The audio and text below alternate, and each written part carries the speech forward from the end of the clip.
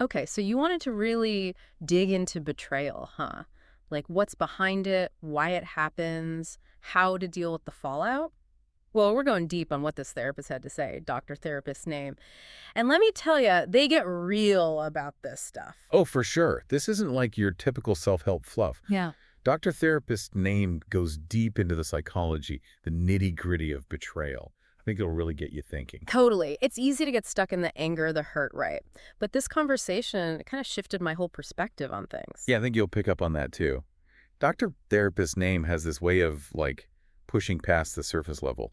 Like, they point out how betrayal, it isn't always this calculated, mean-spirited thing. Right. It can be messy. Like, often it's rooted in someone's insecurities, their past traumas, even just being afraid to be vulnerable. That's what really hit me too. Like they said sometimes it's a cry for help or even like accidental self-sabotage. Yeah. Seriously made me rethink some stuff. Right.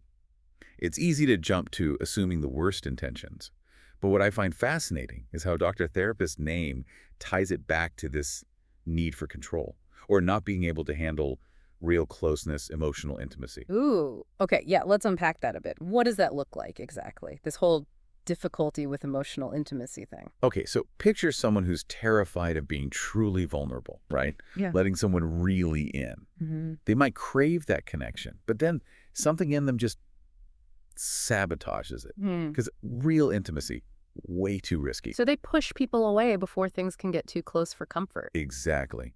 And that often shows up in the ways Dr. Therapist's name talks about betrayal happening, trouble expressing their needs, which then turns into resentment, or acting impulsively just to create That's distance. cheating, financial stuff. Yeah, infidelity, financial deception, even those smaller acts of dishonesty can fall into this. Okay, so even if it's coming from this place of fear or insecurity, are they saying it's not really betrayal then? Because it's like unintentional. That's where it gets tricky. See, understanding the psychology behind it, it doesn't excuse the behavior. And Dr. Therapist's name is very clear about that. Right. It makes sense. It's more about gaining insight, not giving someone a free pass. Totally. Someone's struggles don't give them the right to hurt others, but I can see how getting the why, even a little bit, could be helpful for the person who was betrayed. Yeah, for sure. It's not about letting the person off the hook, right? It's Yeah. just understanding can be a part of the healing process for the person who was betrayed. Mm-hmm. Like Dr. Therapist's name was saying, even if it doesn't excuse what happened, just getting those underlying reasons can help you process the whole thing. So less about condoning it, more about finding a way to, I don't know, move on, move through it. Exactly. It's like recognizing that the person who hurt you, they're human too, Mm. even if what they did was awful. Because a lot of times that behavior, it's coming from their own pain, their own fears, like we were talking about earlier with the fear of intimacy. Yeah, that whole self-sabotage thing was kind of mind-blowing. Can we dig into that a little more? What does that actually look like? For sure. So Dr. Therapist's name gave this example, right? Mm-hmm. Imagine someone who craves love, connection, all of that, but at the same time, they're terrified of it. Okay. So they end up, maybe without even realizing it, sabotaging the relationship Mhm.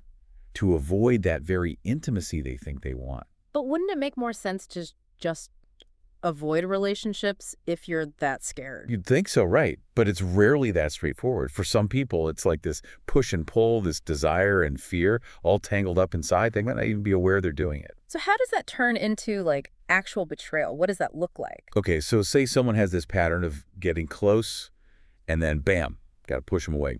Could be infidelity, could be picking fights constantly, even creating drama just to manufacture some distance. Wow. It's about creating barriers, right? Mhm. Preventing real closeness. It's almost like they're setting themselves up to get hurt, which, I mean, kind of breaks my heart when I really think about it.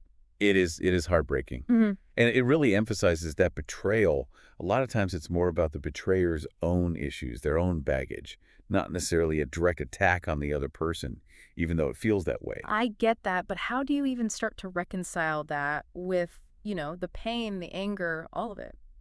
Well, Dr. Therapist's name suggested approaching it with curiosity, but, and this is important, always with healthy boundaries. Like, they said to ask yourself things like, what wasn't this person getting? What need wasn't being met that might have led to this?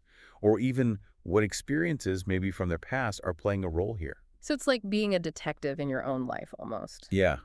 But the goal isn't to excuse it, just to understand it better. Right, right. And you don't have to go through this alone, obviously.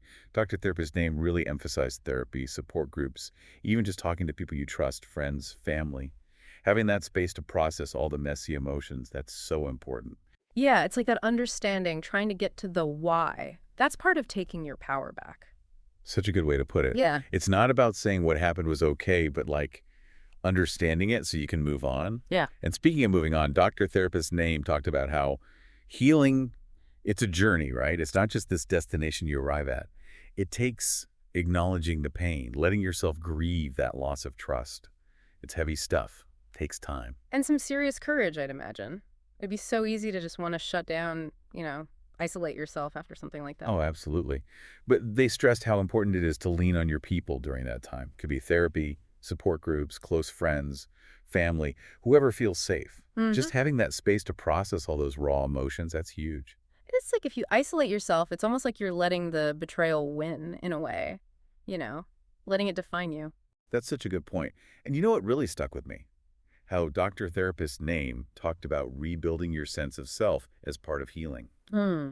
Because betrayal, it can really rock your world, make you question everything about the person, the relationship, even yourself. Oh, totally. It's like you start doubting your own judgment, your instincts. Like, how did I miss that? Exactly.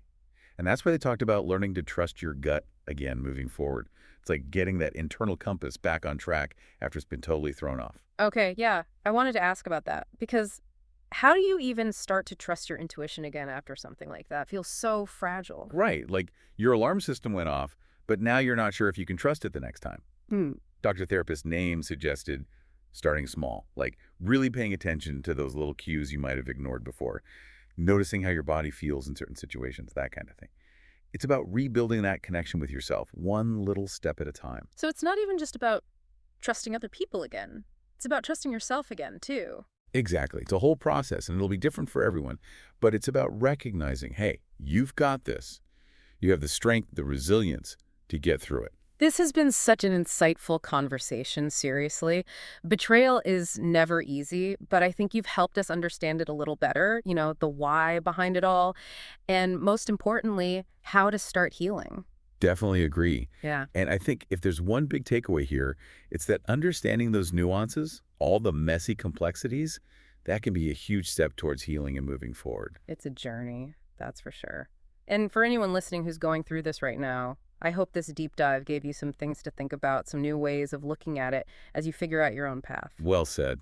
It's about understanding, processing, and then moving forward, hopefully with a little more wisdom and strength.